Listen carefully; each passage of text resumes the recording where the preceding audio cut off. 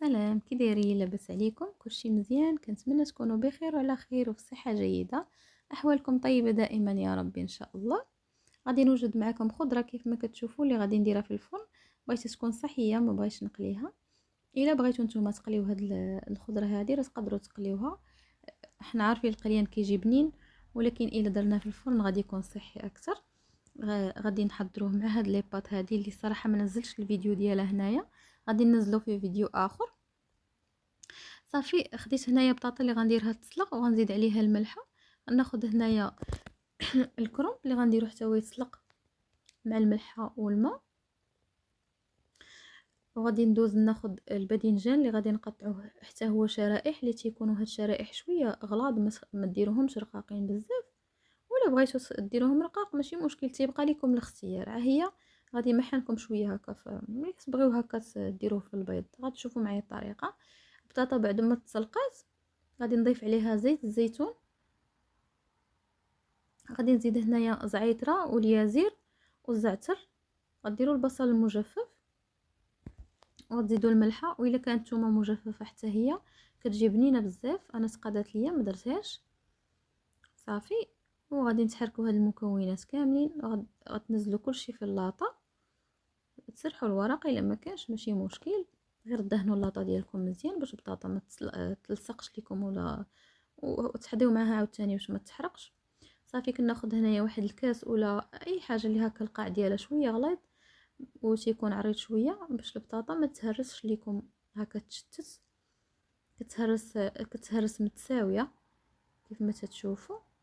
انا خديت هذا الكاس هذا ديال العطريه، هو اللي تنخدم به دابا. وهذا الزيت اللي بقى لينا مع هاد الاعشاب هادو تنعاود ندهن بهم هكا البطاطا ديالنا باش كتجينا بنينه وكتجي لذيذه بزاف. صافي راه غديروها في الفرن، غادي تحمر على خاطرها وصافي تخرجوها من الفرن ديالكم. هانتوما كتشوفوا معايا كيفاش غادا تجي. صراحه كتجي محمره وكتجي زوينه وكتجي لذيذه. غتجربوها، غتبغيو تبقاو ديروها دائما لان راه الصراحه تجي بنينه بزاف. صافي غادي ندوزو هنايا باش غادي ناخذ هنايا البيض باش غادي نديرو فيه الخضره ديالنا وندخلوها الفرن. صافي خديت انا غير جوج ديال البيضات. ديما خدموا غير بجوج البيضات، ما ديروش بزاف ديال البيض باش ما يبقاش هكا ضايع عليكم. غديروا البابريكا مع الملحه وشويه ديال الابزار ومع شويه تاع البصل المجفف. صافي والملحه بطبيعه الحال وزيت الزيتون. وغادي ندوزو هاد الكرنب هذا في البيض وغتعاودوا ديروه في لاشابلو. هاد العمليه تقدروا ديروها جوج مرات، كدوزوا المره الاولى والمره الثانيه. انا درتها غير في الباذنجان، في الكرنب ما درتهاش. صافي من بعد ما غادي تكملوا الكميه غديروا الباذنجان وغديروا كيف ما قلت لكم، غدوزوا الباذنجان المره الاولى وتعودوا المره الثانيه. صافي وكتدخلوه للفرن باش يتحمر. بعد ما كيتحمر لكم هاد الخضره هذه كامله كتعاودوا تخرجوها من الفرن، كديروا ليها واحد الدهنه خفيفه بزيت الزيتون وتعاودوا ترجعوها للفرن. صافي. وغادي تشوفوا الخضره كتجي محمره، راها كتجي زوينه بزاف وكتجي لذيذه. وبالنسبه للناس اللي تيبغيو القليان تقدروا تقليو الخضره هذه، كتجي بنينه اكثر. الصراحه كتجي بنينه اكثر، ولكن في الفرن تيبقى الفرن غتجي فيه صحيه، ما غاديش تجي فيها الزيت ولا شي حاجه.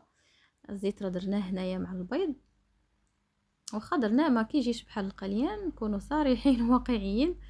صافي هذه هي الخضره ديالنا. بعد ما كملتها غادي ندوز هنا ناخذ واحد المقيله، غادي ندير فيها زيت الزيتون وغندير واحد الكميه تاع البطاطا مع الملحه.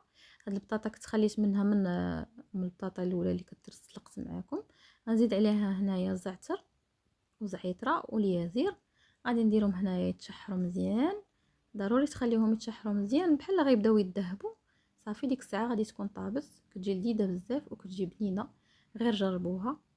هاد الخضره هذه بعد ما تحمرات شوفوا هنا راه كتجي مقرمشه، راه كنحاول انني هكا نقيسها. كنتمنى تعجبكم هاد الخضره هذه وتجربوها. بالنسبه لي بات غادي ننزلها لكم في فيديو اخر ان شاء الله.